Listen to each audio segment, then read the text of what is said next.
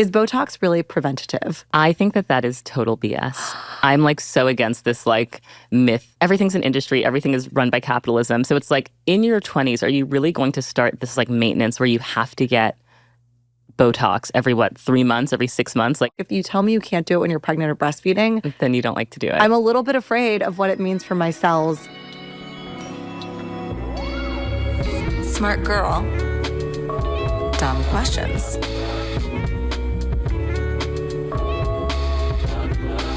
Welcome to Smart Girl, Dumb Questions. I'm Nayeema Raza, and today my dumb questions are about beauty.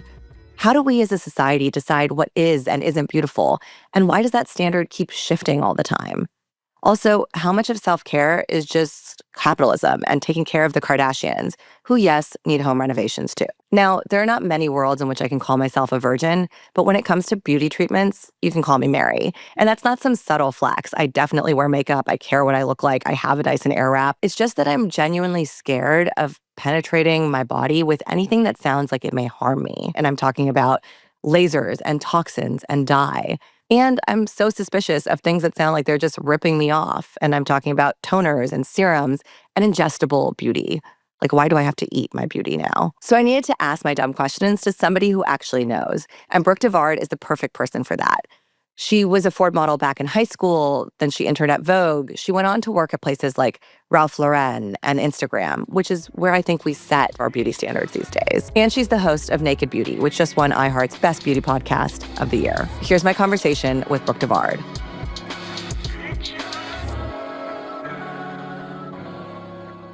Hi.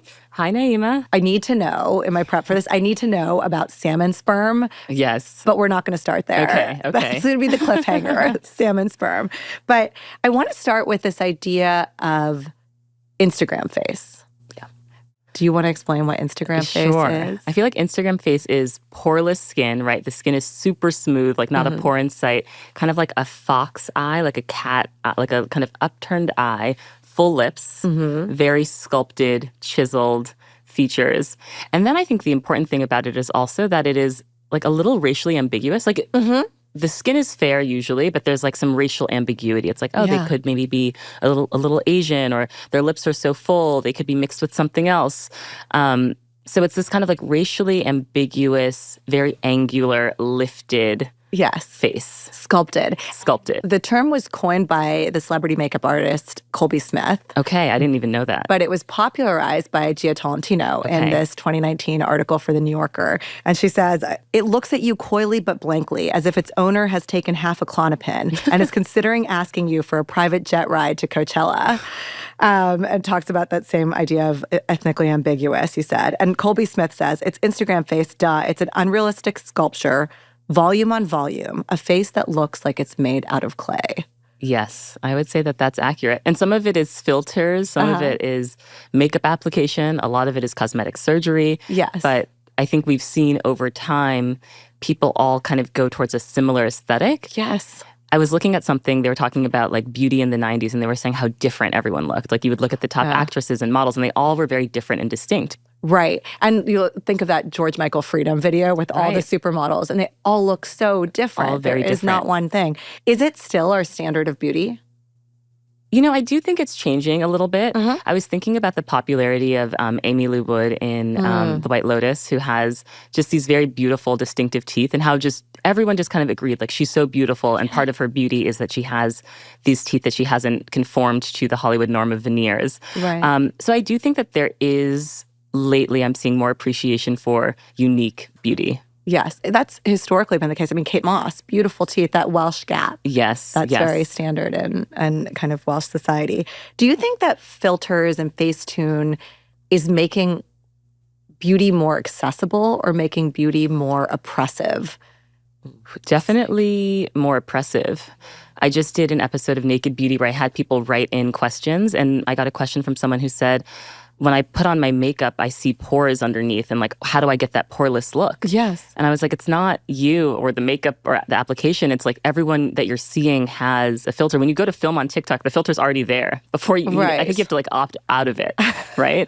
So I think filters are creating this very unrealistic beauty standard. And I think the internet at large and social media has made way for us to appreciate different types of beauty. We don't only rely on magazines anymore or what we see on TV.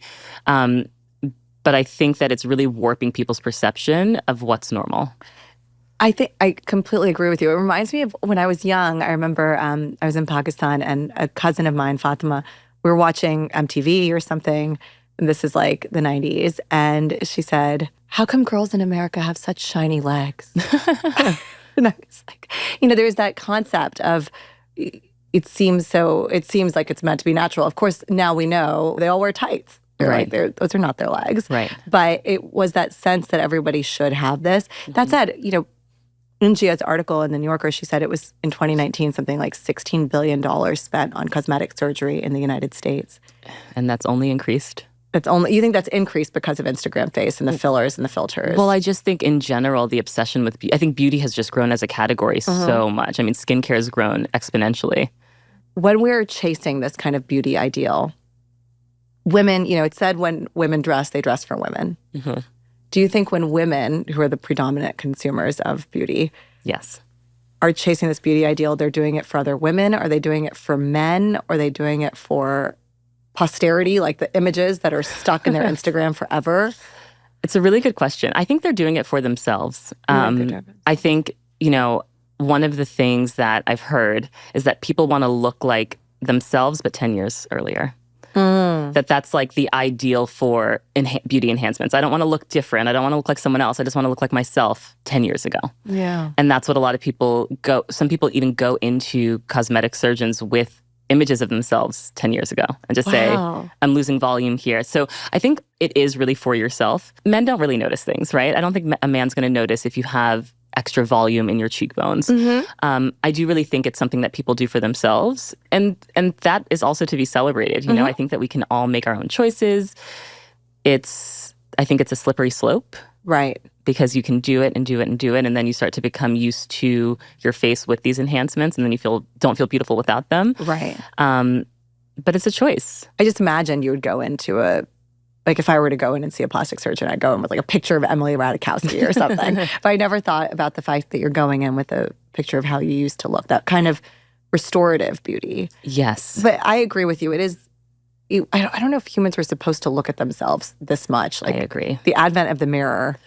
Really? Yes. Or those super magnifying mirrors where you can see everything so close. And then you just have to realize no one's looking at your face that closely. No one's looking at your face. That is the thing that your mom used to tell you when you were a teenager. And she's like, no one's looking at your face. No one knows you have a zit is so true about all things in life. By the way, I just was seeing this survey that I think it was like 13, 14 that you'd start putting on makeup.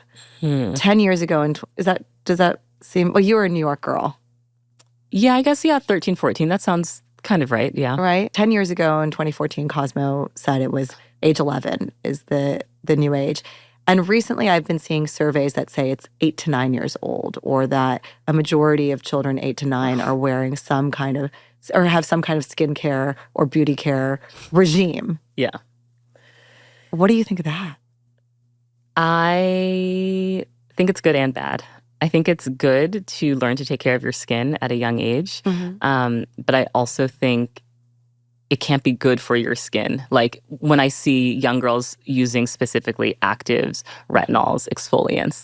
Retinols? Yes. There have been all of these stories about girls that are 12 and 13, going and buying Drunk Elephant retinol.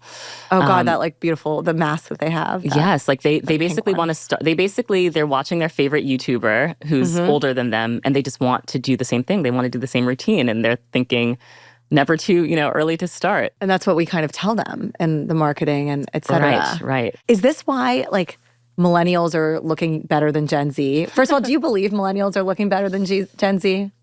I don't buy that fully. Okay. I don't buy that fully. Well, I've heard that people think that, that Gen Z looks older than millennials. Yes. I don't necessarily buy that. This is what I think. I think that kids that are Gen Z have grown up with YouTube tutorials.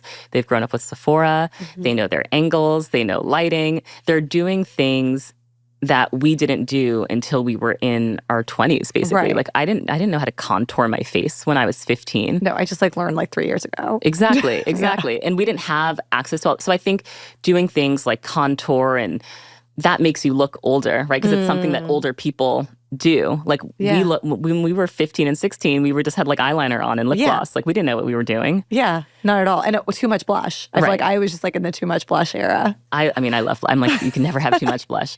But yeah, so I think that does make you look older when you're doing these like advanced makeup techniques because you don't look like a kid. You don't look like a teenager the way we did. Right. That's interesting. But you don't buy the Gen Z. I kind of believe it. Because really? Why do you believe it? Well, I will meet women who are in their 20s and then they will think they were older than me. I just see it. But you're right. It's nothing to do with their underlying skin. Right. It's because they look like adults. It's a whole aesthetic. Yeah. Like, and they're also wearing like more of like that kind of like tube toppy, big leather. I mean, it's this kind of grown up aesthetic. Yeah. I think you're beautiful. Thank you. When did you know you were beautiful? Ooh, interesting. I think my mother affirmed it for me when I was very young. Both of my parents did. So when I was like a toddler, we would do this like call and response thing where she would say like, "What are you?" And I would say, "I'm special." So I think because my parents knew that they were raising a Black girl in a predominantly white environment, they really went out of their way to tell me that I was beautiful, to tell me that I was smart, to tell me that I was special, because they knew that the world wouldn't necessarily agree with that. Yeah. So I think from as early as I can remember, I always felt beautiful because my parents really affirmed that for me. And I also think, I had Black Barbie dolls. Right. We had Essence magazine in the house. I was kind of surrounded by examples of Black beauty. So that was really affirmed for me early on. In Pakistani culture, there's a lot of reverence for fairness. And so kind of growing up, my parents instilled a lot of confidence in me. And I loved swimming and being outdoors. And I grew up in Indonesia. And so that was just part of my life. But I really thought beauty meant fairness as a child. Because that was kind of what I was programmed by, aunts and grandmothers. Music really sticks with me from when I was young. Music or lyrics that I heard, especially as like in my early like elementary years, of people loving women that didn't look like the ideal. Tribe Called Quest, there was that. Fife says, I date girls brown, yellow, Puerto Rican, and Haitian. You know that lyric? When you look at it now, Instagram face is ethnically ambiguous. Yeah. It is, often a white face that has all these features from all over the world. So it has that, the South Asian eye, the kind of the Middle Eastern or Native American cheekbones, the African American lip, but the very Caucasian nose. So do you think that's a good thing, this melding of beauty? Or so I think in general, the melding of beauty, I think we all remember, was it that Time magazine cover where they talked about what people would look like? I think it was in like 2050, and it was just this idea. And I also have a mixed race, 2 children. I'm like, I'm a new mom, so I'm like, I have 2 kids now. Yes. I think that we all are becoming more and more mixed, and I think that's just part of how we're evolving, which I think is a beautiful thing. But I do think it's important to celebrate features that are unique to certain cultures, like monoracial beauty. I think I personally feel I get like the ick when people say like, oh, like my husband's Turkish, so they'll be like, oh, you guys must have beautiful kids because like, oh, mixed race babies are so cute. And I'm like, that's actually so problematic to say for so many reasons. And it's because the assumption in that is that if we were both Black, that the child wouldn't be beautiful, or that if we were both of the same ethnicity, that child wouldn't be beautiful. There's just like a lot of... I've never thought about that. The mixed race compliment is a dig to either race on its own. Yes, I think so. And I also think the issue with, and I think we see this all the time in Black culture, it's like elements of Black culture are appreciated on white women, but not on Black women. So it's like nail art and long nails, or laying down your edges, or cornrows, or lip liner, or all of these things that when Black women do it is seen as ghetto, or it's seen as certainly not high fashion. But then when white women do it, it's edgy and cool and it's chic, and this is the new trend. Right. I love wearing colors and patterns, like really like, over the top outfits. And people will sometimes say to me, oh, no, that looks too ethnic. But I think if a blonde woman were to wear that same outfit, it would look like style. But if I do it, it looks like on the nose somehow. But there are a lot of kind of implicit biases and, in beauty. But I also think there's this desire to think the other thing is beautiful. I mean, when I moved from Asia to the US, I was surprised by how many people thought like I was beautiful because I was dark, because I was naturally tan. I also think that, as you grow up, you like you lose people. Like I lost my dad, and I'm so glad that I haven't like changed any part of my face because I like look like my dad. Yes. And when I look at myself in the mirror, I like sometimes see my dad, and that's beautiful. You know, that's beautiful. You worked at Instagram for a while. Yes, a long time, almost 5 years. And you interned at Vogue. Yes. So is Instagram the new Vogue? Like, is it the arbiter of beauty? You know, it's so interesting. Instagram is so different depending on what you're into. Like I look at my husband's Instagram or even my friend and I'm like, what is your algorithm? Like it's totally different, you know? So what is your husband's Instagram? It's all pizza, sushi. It's a lot of like food he loves to cook and a lot of DJ sets and a lot of like construction and like gardening. It's all of his interests, right? Like he's never seeing anything that I'm seeing and I'm never seeing what he's seeing, which is by design, right? Like the algorithm pulls you closer and closer to your interests. But yes, I think that the power that magazines used to hold and that traditional media used to hold is kind of moot now because of Instagram, because there's so many creators and so many influencers that have way more reach than Vogue, you know, that have way more reach than MTV had even in its peak, you know? So the rules are definitely being rewritten. I am amazed by how we as a society are able to just agree on trends. It used to be in traditional fashion, and you know this much more than I do, but, you know, there'd be these seasonal fashion shows, and we were agreeing on the style, and not just fashion style being set there, but what hair should look like, how we, you know, what eyebrows should look like. Everything was set in the kind of fashion ecosystem. I'm curious, like, one, can you just explain how things used to be set? And then how do we all agree now that, like, you know, skinny jeans are out, wide jeans are in, or now they're, you know, now they're reverse, or what kind of brow is it? The wildest version of this is that there are beauty standards for like women's grooming down there. Yeah. Where like Brazilians are in, Bush is in, whatever it is. And it's just going to keep going back and forth. And how do we as a society concur on Instagram face or anything else? So I have two answers to that. I think one, and I'll speak about it from a beauty perspective, there are people that still set trends in beauty from the runway that trickle down into drugstores. So I think about someone like Pat McGrath, who does the makeup for a lot of the like biggest shows on the Paris Fashion Week calendar and also a little bit in Milan. But when she does something, when she does like a blush placement that's a little bit different, everyone in the beauty world pays attention. All of the makeup artists pay attention. And then you're going to see it on, I don't know, Kylie Jenner on a red carpet, and then girls are going to be redoing that tutorial at home. Yeah. So I think there are still some makeup artists that have the power to create a trend and have it like trickle down. Yeah. It's like the Ronald Reagan economics equivalent of beauty. Exactly. It's trickle down this beauty. Trickle down. This trickle down blush placement. Blush placement, yes. And I think a lot of people remember that scene from Devil Wears Prada where, you know, she goes through the whole thing about this is cerulean blue. So I think, yes, I think runways, because a lot of people in fashion and in beauty pay attention to the runways. I certainly pay attention to it. I think that does trickle down in what we see in every day. But I agree, the power structure has been totally reversed. And I think a lot of times people that are doing makeup for runways are actually looking on Instagram. They're seeing what the girls are doing on Instagram. I think about Donnie Davy. I interviewed her back in 2020 when she had just wrapped the first season of Euphoria. And she, you remember Euphoria makeup was like such a big deal. Right. She was a makeup artist for Euphoria, and she talked about... How would you describe Euphoria makeup for people who haven't seen it? Yes. Bright colors on the eye, lots of kind of graphic liner, but it would be like, you know, blue eyeliner or like yellow eyeliner or like adding sparkles like under your eyes or just really going for it. Yeah. But she talked about her process for creating that makeup was looking at like young girls on Instagram and seeing what they were doing with their makeup and seeing what girls in high school were doing. And then she brought that to, you know, the HBO screen. Right. So there is this kind of like loop that's happening. But back to your earlier question about how do we all collectively agree on these things, because I had a part two to that.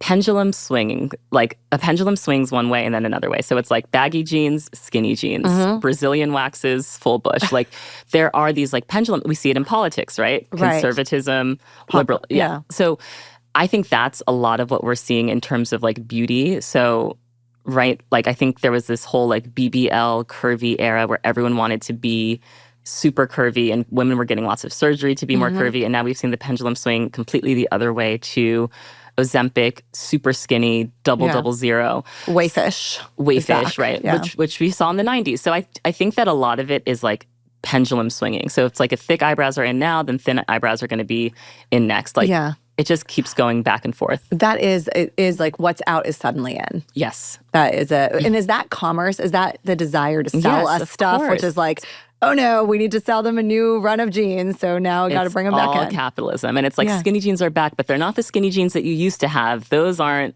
We've changed the pockets a little bit, and like this is the new skinny jean that you need to have.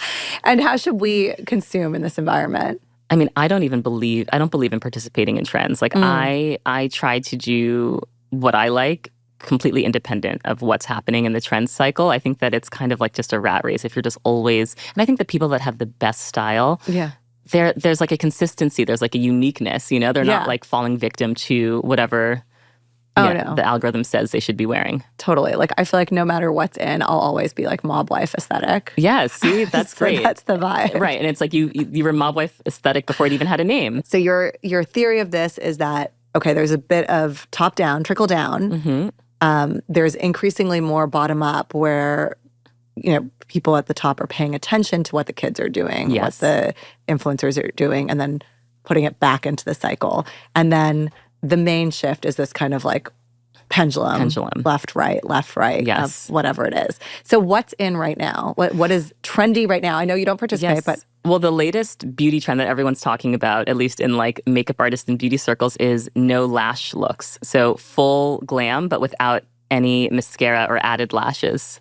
But you still keep your lashes. No one's taking their lashes off. You still keep your lashes, but you don't enhance them. So it's like this full makeup look. And I think for so long, everyone had false lashes, big fluffy lashes. Now the trend is no lash. Okay. Which I personally don't agree with. Yeah, I was very worried that like we're supposed to remove our lashes. I'm like, do not remove your lashes if you're listening to this or watching this. Yeah, I don't love that either. I love lashes. Okay, so no lash. Anything else that's in? Thin brows are supposedly back in. Thin brows are coming back. Thin brows are definitely coming back. I do think that, lip liner has been, for Black and brown communities, lip liner has always been a thing. Yeah. But I think we see like more and more like lip liner, lip combos. I think the days of just like putting on just like a gloss are slowly fading away. Okay. So the no makeup aesthetic is going away a little bit, or it's so interesting. Like the pendulum again with that has swung so much. Like I remember the early like Glossier days. Yes. That was it. Like, you wanted to just be like no makeup. And then I think it went the other way where people really wanted full glam, especially after the pandemic. People really wanted to like do makeup.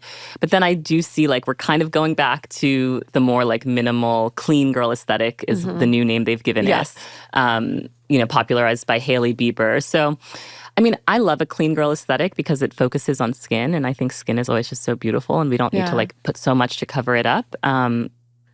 So I think that's always, like, I don't know if that's like a trend, right? Like that's like a forever beautiful thing. That is a forever beautiful thing. But then there's the like Eva Mendes forever mob wife, which I kind of love that. No, too. I love that too. I love that too. What's the next beauty shift, you think? So clean girl aesthetic is the thing right now. I think that people are going to pare down their skincare routines. I think we've pushed it as far as we can push it in terms of people just doing the absolute most, having like 10 steps. Yeah. I think people really want to go back to simplicity. They just want a few things. I know you said your dermatologist is always telling you like cut it back. Yeah. And all dermatologists will agree, like people are just doing entirely too much. Yeah, less is more. So I think we're going to see a lot more like multi-use products, right? Like a moisturizer that also has some properties that you'd want in a serum that maybe you can even use under your eyes. Like I think people are going to want to have less products and do less steps. Okay. I have so many dumb questions. Like, what is the difference between a serum and a moisturizer? We're going to get to that. Okay. There are some things that I just think are scammy. Like, one is parabens. Like, I think parabens were created as a way to tell me something doesn't have parabens. Because when I have gone to Target and like looked at all the shampoos. Yeah. And very few of them have parabens at all. Right. Yes, absolutely. I think that there was like that clean skincare movement that like, or clean beauty movement that basically fear-mongered and like made everyone think that everything we used was like killing us. And most things are paraben-free. Yeah. Yeah. So that's just a little bit of a bamboozle. A little bit. I mean, and then some, but also I have to say, because there's so much nuance in all of this, some parabens are good and they help products be shelf stable. So there was also an instance where like a lot of these like super clean, like indie beauty brands that were like using like no parabens, no preservatives, nothing. People were breaking out horribly because the products weren't shelf stable. Yeah. And, you could, once you open them, you had like, 6 weeks to use it or 3 months to use it. Yeah, that's like a double commercial boom because they're selling it to you because it has no parabens. Then you have to replenish it in 6 weeks. And like capitalism is screwing us this every minute. I think for shampoo, it's good to look for sulfate-free. Okay, I want to do a quick round of what I think I want to do basically, do we splurge, substitute, or skip? Okay, packaged hair oils is a splurge, coconut oil is a substitute, or do you just skip it altogether? I think you can do your own hair oil mask. I don't know if coconut oil is the best. Like I think neem oil is really great for your hair, almond oil, a lot of things that they use in like Ayurvedic beauty. But yeah, I mean, most of these like fancy like oils are, you can just buy them. So dupe. Substitute. Yes, okay, yes. great. Lymphatic drainage versus rubbing yourself with a loofah versus doing nothing at all. I love lymphatic drainage. I do think you can do like dry brushing at home. I don't feel confident that I know where like the lymph spots are. Like I've like watched tutorials to like drain the lymph. Yeah. So when I go to get it done, it feels so good and it's so relaxing. So like I'm like, okay, leave that to the professionals. Okay, splurge. Got it. Ingestible collagen versus drinking broth versus just eating what you eat. I don't do any of that, but ingestible collagen has been proven to work. There's even ingestible retinol, which I've learned about recently. Oh. Yeah, which has been proven to work. But I think whenever you can get something from a direct food source, that's always better than. So I think like broth, if you can get like good animal broth in, then that's great for collagen. Okay, so just eating healthy. Yes. Okay, Botox versus face yoga, no tox. Okay, I love face yoga and I've been doing it recently and it really does help to strengthen the muscles in your face. Like you don't realize how many muscles you have in your face. So yes, you can strengthen the muscles in your face and that kind of like helps with the scaffolding, but it's not a Botox substitute. Can you show us your best face yoga move? Ooh, okay. I like doing this one because it kind of like helps to it like basically helps to lift the face and like strengthen the cheekbones. Okay. This is like the downward dog of face yoga. Yeah. There's also like this where you like kiss, like you basically, I'm like, I hope people are watching the YouTube. Yes. You basically like almost like blow out and kiss, and that helps to strengthen because you kind of get these like not wrinkles, but like bands in your neck. Yes, I have that, yeah. So that helps with that. So the first one we were doing for people listening is that you're basically starting at your jawline, your chin, and rubbing up along to your ears. Yes. That's the first, that's a downward dog move. And then the second move was we're lifting up our neck, so chin into the air. And then like blowing out. Blowing and kissing. Yeah. Okay. Okay, good. And that gets rid of these lines. Yes, it basically helps to strengthen those lines. They should just add 10 minutes of face yoga to the end of every yoga class, I think. Oh, that would be a really fab idea. That may be a franchise. Should we start this? Yeah, I feel like we have that's to stop great. recording and do that. Do skincare and beauty products actually expire? The answer is yes, but the timer really starts ticking when you open the bottle. I'm Nayeema Raza, host of Smart Girl Dumb Questions, and this is a sponsored Dumb Question brought to you by HiBB. So I get all this swag and samples in my life, and I hoard those products for a rainy day. Yeah, it turns out they don't last forever. Ingredients break down, and air, light, bacteria all accelerates that process. So as a disclaimer, you should check your own dates on your specific products, but as a general rule of thumb, mascara lasts about 3 to 6 months once you open it. Anything after that, and you might be flirting with an eye infection. When it comes to foundation, that's more like 6 to 12 months. And if it starts to separate or smell weird, it's time to say bye, BB. Lipstick, meanwhile, is more like a year. And if it starts to drag or smell like a crayon, you should draw a tombstone. And sunscreen, this one is really important. It has an expiry date and you should check it because expired SPF is not going to protect you. But the bigger issue isn't about when products expire. It's about why we buy so much stuff and have so much stuff that we do not need. That's why I like what HiBB is doing. They make it easy to filter through the process and identify just those products that you actually need. Go to hibb.com today and take the quiz to find out what products you want to splurge on, substitute, or skip. So I want to do a little bit of a lightning round to ask all my dumb questions to you because I really don't know enough. I don't know enough. Okay. Fuck, marry, kill. Okay, ooh. Skincare, body care, makeup. Well, you have to kill makeup. You have to kill makeup. But skincare and body care, aren't those kind of one and the same? Taking care of the skin on your body? Okay, fine. Skin/body care, makeup, and hair care. Okay, kill makeup still. Okay.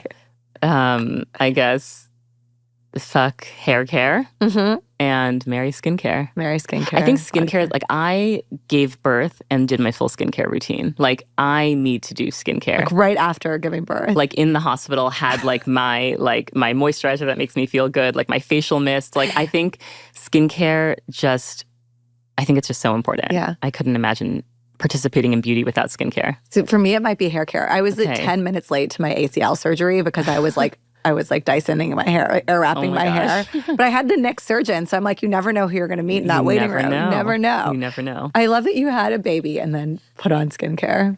Yes, absolutely. Did you put skincare on the baby as well? No, babies can't really do anything fun. I mean, petroleum jelly, that's it. That's it. Oh, Vaseline. That's beauty care. Okay.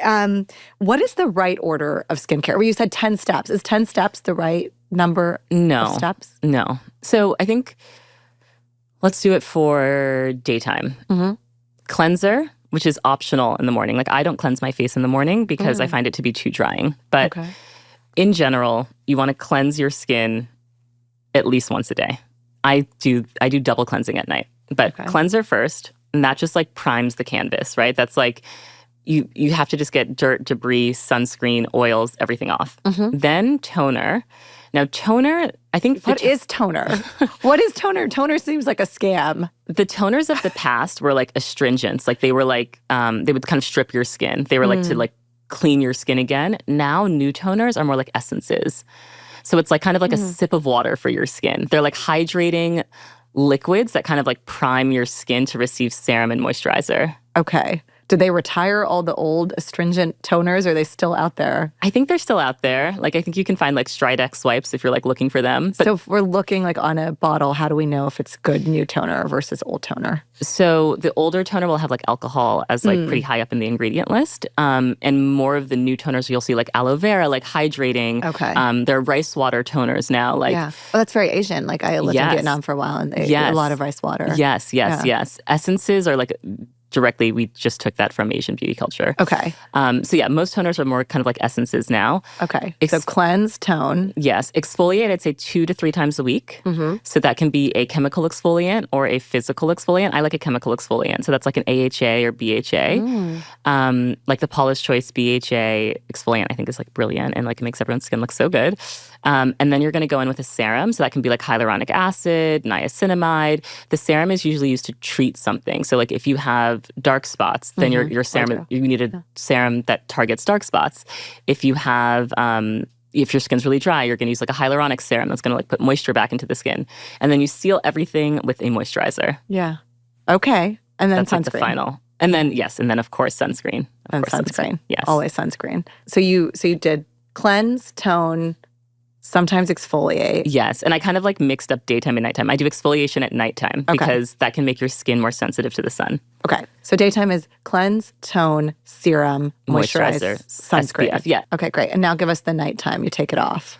I do double cleansing. So I do an oil cleanser because I have to get my makeup off. And then I go in with a foam cleanser.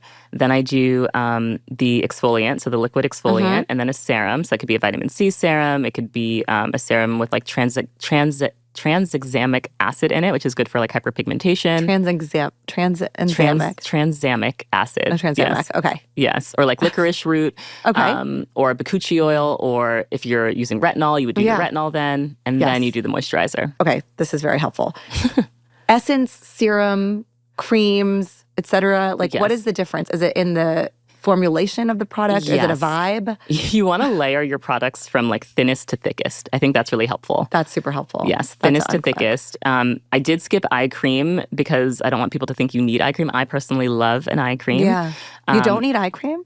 You don't, it's not essential. Is eye cream, I mean, it's so funny that it's like a different cream for your eyes. So it just seems like capitalism gone rogue. Yes. But I'm also like, is eye cream real or is this $120 of hope in a jar? It's definitely hope in a jar, but the skin around your eyes is more sensitive. So a lot of products that you have for your face, you really can't use around your eyes or it's going to cause irritation. And I love like a good like hydrating eye cream. I think also eye cream with caffeine in it is really great if you have like bags or like puffiness. So a lot of people will see like huge differences in the puffiness under their eyes when they use an eye cream with caffeine in it. How much of what we put on the face, you said start from thinnest to thickest, how much of what we put on the face actually penetrates the skin? Ooh. And how much of it is just like sitting on top, making us feel fancy? So ideally, all of your skincare is penetrating the skin. I don't have the exact scientific answer, but that the essences that I mentioned, a lot of people will do like a spray-on essence or toner too. The idea is that damp skin receives products better. Okay. So like when you get out of the shower, when you put on moisturizer or lotion out of the shower, that's going to like keep your skin hydrated for so much longer than if you put it on dry skin. Okay. So even when doing skincare, like if I like waste too much time in between skincare steps, I re-spritz with like a water to like make my skin damp to receive the skincare. Exfoliation, I wanted to ask you about. Are we like snakes with so much skin to shed? Like what is happening with exfoliation? Because I do think that, like, especially if you're using retinol, et cetera, which I use tretinoin 3 times a week. Okay, great. So you have great skin. That's exfoliating. That so is then I don't exfoliating. need to exfoliate, correct? No. Your tretinoin has exfoliants in it. So yeah, because I'm breastfeeding now, I can't use retinol. Oh. So I've got to exfoliate other ways. But I think the rate at which your skin's cells regenerate slows as you age. That's why like kids don't need to use retinol or like exfoliate. Yeah, although you said 8-year-olds are using it. So they now are, I'm scared. unfortunately. But yes, as we get older, that process, you just like need to like speed up the cell turnover. Okay. How is acid good for your face? This is like wild to me. I mean, It sounds so scary, right? Like And lactic chemical. acid, glycolic acid. I don't put anything that has acid on it on my face except for retinol because a doctor told me to do it. Chemicals are a part of life. Yeah. Acid, I agree, it's a scary name, but it just means that it's kind of helping to take away dead skin. Okay. Still scary. Yeah. Well, you know what? I love that you're so close with your dermatologist. One of the things that I always do, and I always tell people to do, when you go to your dermatologist, bring the skincare you're using. Yeah. Like show them, like, I'm using this at night, I'm using this in the morning, and they'll tell you. Yeah. You can stop wasting your time with this. Doing this and this together is too much. Right. I think that even if you don't have good insurance, like how much is like a well visit for like a dermatologist? Like $100-something. Yeah, but Amanda Doyle, my dermatologist in New York, she's fantastic. And the first time I went in to see her, and I was using like SkinCeuticals, C. Ferrelic, and 3 different, like a serum and some kind of like drunk elephant mask. Right. And she's like, can you just put all of this away? Just use a sulfur face wash. Love that. And just use retinol a few times a week and azelaic acid a few times a week in the morning. Azelaic acid. Okay. So to help with dark spots is the azelaic acid, and then retinol is for exfoliation and keeping it young. And you use a moisturizer, I'm assuming. And then she was like, CeraVe moisturizer is fine. Dermatologists love CeraVe. And Elta MD for Elta MD sunscreen. They love that too. That's it. That was it. So she basically saved me a ton of money. Yeah, My absolutely. derm. Thank you, Amanda Doyle. Okay, is Botox really preventative? I think that is total BS. I'm like so against this like myth that you can, like the earlier you start doing Botox, the less wrinkles you're going to have. I mean, everything's an industry. Everything is run by capitalism. So it's like in your 20s, are you really going to start this like maintenance where you have to get Botox every 3 months, every 6 months? Like that's just far like too late for that. But it's just like a crazy thing, I think, to integrate into your routine. I think, and for me, it hasn't made sense yet. Yeah. But I do think that when I see like wrinkles at rest, like when my face is like, we both touched our face in that moment. yes. Then I think I will explore it. Yeah. I'm not against it, but I'm also, I just don't. Yeah, I don't buy into this. And the thinking is that once you paralyze the muscle, then you don't allow it to like crease and then create wrinkles. Right. A lot of people now, I was just talking to a friend of mine and she's like, no, I'm working on not moving my face. And so and then my FaceTimed her and was trying to tell her like crazy stories to see if she would move her face. But she was very good at holding her face. I think props to your friend. Do your thing. I don't know. It just kind of makes me sad that people are like restricting their smiles and facial movements so that they don't have like laugh lines. Like laugh lines are beautiful. I also just want my face to convey emotion. Like I don't want to be frozen. And also to show a bit of your like wisdom and what you've lived. But in general, because I started off as a documentary filmmaker, I love seeing people that are expressive. And even what we do, right? Hosting shows, you need to be expressive. Yep. That carries through in a voice. Yep. That definitely carries through on a screen. And when someone tells you they're so excited, but their eyebrows are just like on level, you're like, are you really excited? Are you lying to me? And that is not a judgment on Botox at all. In fact, I've recently become really interested in the idea of Botox down here to like snatch your jawline because it Botox. Yes, that is supposed to paralyze your. Yes, a lot of people are doing that. But that scares me. It's like they say a word like acid or paralyzed, and I'm like, I will not be doing this, Dr. Doyle. Right. Or the fact that Botox is like called neurotoxin, right? Yeah. Also, I think if you can't do it when you're pregnant, it's kind of weird that we do it all the time. I'm like, it can't be good for our DNA. So generally in life, like I don't really drink a lot. So I'm generally like, if you tell me you can't do it when you're pregnant or breastfeeding, then you don't like to do it. I'm a little bit afraid of what it means for my cells. Yeah. Just because I haven't yet had a baby. Not drinking puts you so ahead of the game in terms of skincare. I mean, every single doctor, dermatologist, everyone will tell you that drinking is just black and white categorically bad for us. So how young is too young for Botox in your estimation? Oh gosh. I mean, it's so personal. Yeah. You know, it's like I'm 35 and I'm saying that, I'm not going to do it because I don't have wrinkles at rest. But there are 35-year-olds that do have wrinkles at rest. And like, so wrinkles at rest is the test. For me. Yeah. For me. Okay. Some people just do it because they like want that like super snatched, like they like the expressionless, like they like that aesthetically. And like if that's you, then go for it. It's just not for me. Yeah. That's the Gio Tolentino Klonopin jet set to Coachella look. Okay. Expensive products. Do they actually use better science, or am I just paying for a brand, a glass bottle, and a Kardashian's paycheck? You're definitely paying for a brand, the glass bottle. You're helping to pay the rent at their flagship store, right? Like all of that goes into paying a brand. That being said, a lot of luxury brands do proprietary research and have like proprietary ingredients. So like if you're looking at like La Mer or Shiseido, I think I love Shiseido skincare. I got to go to see where they make all of the skincare.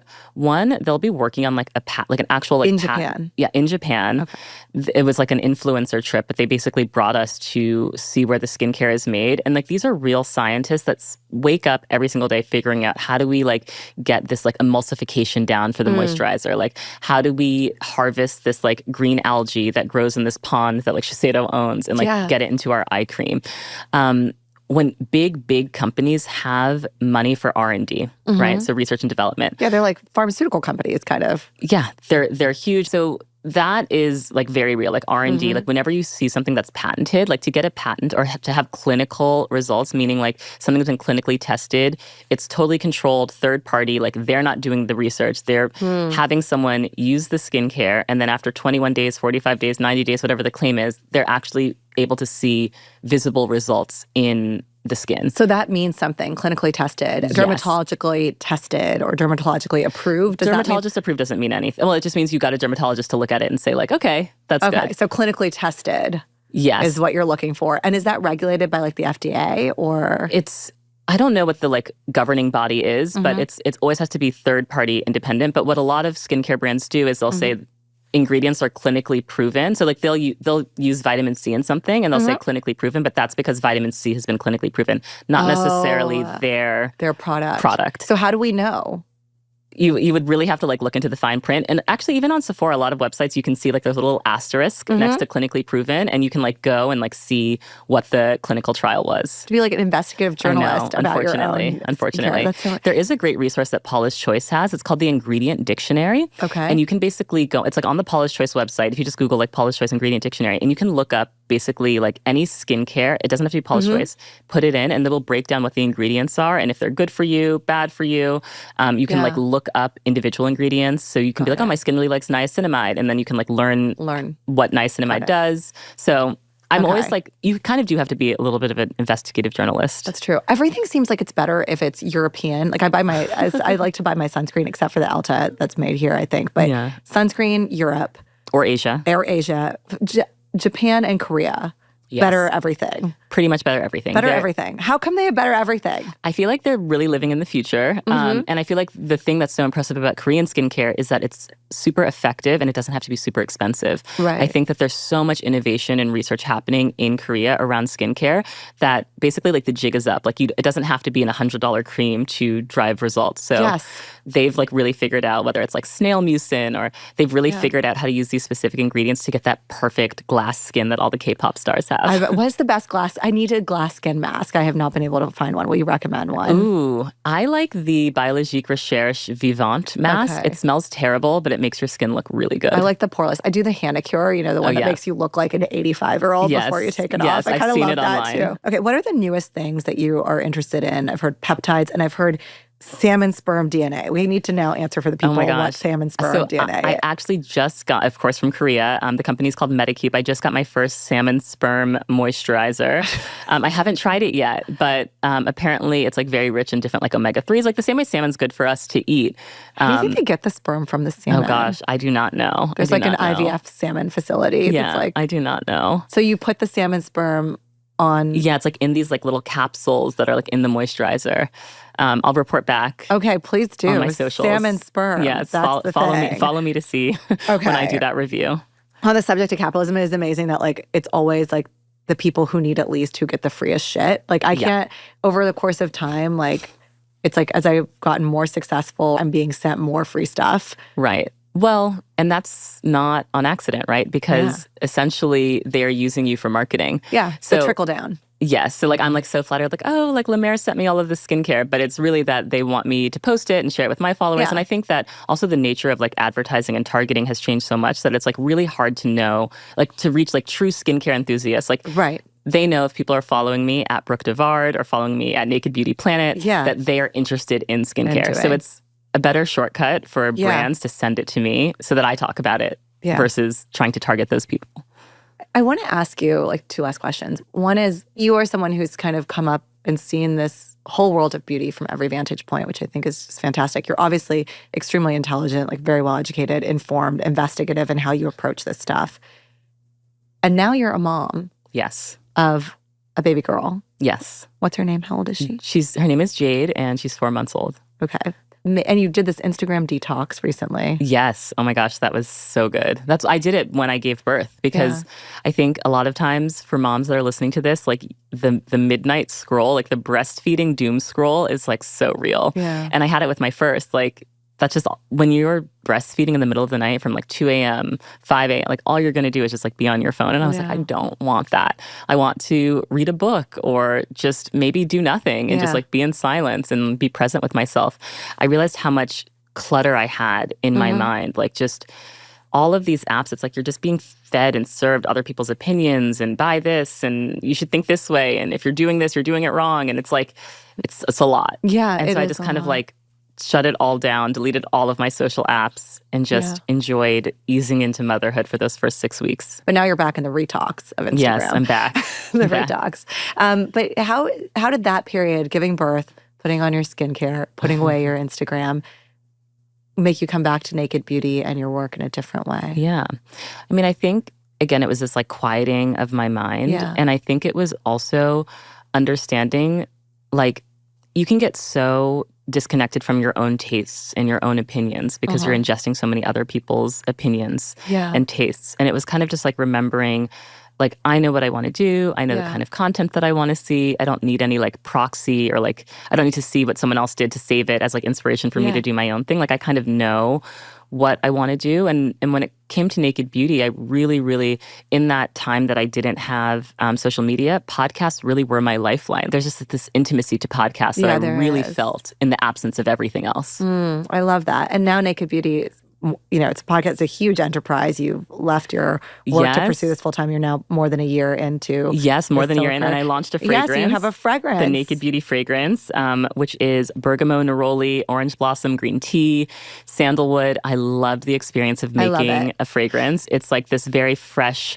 citrus, but also has like woody vibes. It was inspired actually by moving to LA. I was having a matcha in our outdoor area, sitting under an orange blossom tree. And I was like, I want to bottle this feeling of like calmness, you know? That was such an LA vibe. I was like, this is my new life. A New York girly. I'm a New York girl. It's very light, very fresh. And I always wonder because like, you know, I was just interviewing Kenji Lopez-All and this idea that food tastes different to everybody based on your experience. I'm like, I smelled it and I was like, I wonder if it smells to me like it smells to Brooke or we'll never know. Or it definitely won't smell the same on us. Yes. I have ISO E Super in it, which is basically it's like a synthetic fragrance compound that smells different on everyone depending on their body chemistry. Yeah, love it. For people to enjoy. Naked Beauty, the fragrance by Brooke DeVard.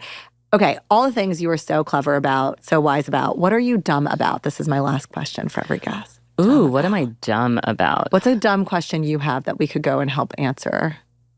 Ooh, I'd say a lot of like architecture and like home type things. Like my husband is so we moved to LA, we did this full renovation, and sometimes I'll like ask him things and he's like, that's like not how it Like works. what if you Like, asked? I don't know. I'd be like, oh, can we like, build a balcony off of, and he's like, no, because you need to have the structure to support, like he understands it all. Yes. And I don't. So I feel like I find myself asking less and less about it because I'm like, I just don't even know. Like, I will find out. Neil deGrasse Tyson asked a question about construction. Oh, And so I okay. went and asked a construction worker, Brandon Hernandez, who I found like on the streets in New York, Oh, who amazing. answered this astrophysicist question, and like it had tons of physics in the answer. So I'm going to find out. Because why can you sometimes, it's like sometimes you can take out a wall, sometimes you can't. Right, exactly. Like how do they know? Exactly. Okay. I'm like, oh, can we do a skylight here? And it's like, Yeah. no, because the roof. And I'm like, I don't get it. You know what, Brooke? This is a safe space for we will notice your eyelashes and we Yes. will help you answer what you can Appreciate build it. in your balconies. Thank you so much for doing this. This was so fun.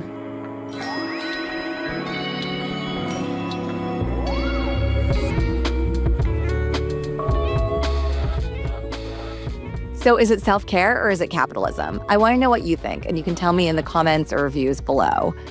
I, for one, was left with the impression that it is largely capitalism, especially as Brooke was describing that pendulum shift between skinny jeans and wide jeans and skinny brows and big brows, all to sell us not just products, but this sense of insecurity that we're somehow behind or need to catch up or keep up. Sometimes I think the only way out of this cycle is just full-on Marxism. Like if we were to all unionize and decide that we're not going to do any of it so we can get back to some real, natural, universal standard of what beauty should be. But of course, that's totally Pollyannish. We are never going to get that collective bargaining agreement. And even if we did, there would definitely be cheaters on the margin. And I can't say that I would not be one of them. But it is wild that we live in a world where 12-year-old girls are putting retinol onto their faces, or 21-year-olds are playing around with Botox. But of course, the world we live in matters a lot. If you think about in Greek mythology, that Narcissus would go visit the river to see his own reflection. Imagine what that man would do with a mirror or a selfie stick or a TikTok filter. And then imagine that we all live with this river all around us all of the time, presenting us with our own reflection. All of that makes me want to do the social media detox Brooke DeVard just did, and makes me grateful for the tips she just gave us. Like, we do not necessarily need eye cream or ingestible collagen or fancy oils or toner, which it sounded like was kind of just like water, or Botox, unless you have wrinkles at rest. And even if you have wrinkles at rest, I think you can rest with those wrinkles. Now, none of this is to shame anyone who wants to splurge on any of this. I definitely splurge on lymphatic massages and hair care and other stuff. And everything I've learned from my dermatologist, Amanda Doyle, is that less is more when it comes to beauty. Anyways, if you want more of Brooke DeVard, and I certainly do, you should check out her podcast, Naked Beauty, wherever you get your shows. And you can find her on Instagram at Brooke DeVard. That's it for this week of Smart Girl Dumb Questions. We'll be back Friday with a fresh episode. Today's show was produced with Claire Lichtenstein, Deanna DaCosta, Healy Cruz, with additional editorial from Dana Balut and Holly Thiel. A very special thanks to my dermatologist, Amanda Doyle, who has saved me so much money, and to Brooke DeVard, who's saved me money too now. Our theme music is by David Kahn. And I'm your host, Nayeema Raza. If you like the show, please hit follow or subscribe, and please tell 10 friends about it. That is how these things grow. If you have comments, reviews, suggestions, or dumb questions, send me an email, nayeemaraza101@gmail.com, or leave them in the comments or reviews below. I'll see you next week on Smart Girl Dumb Questions.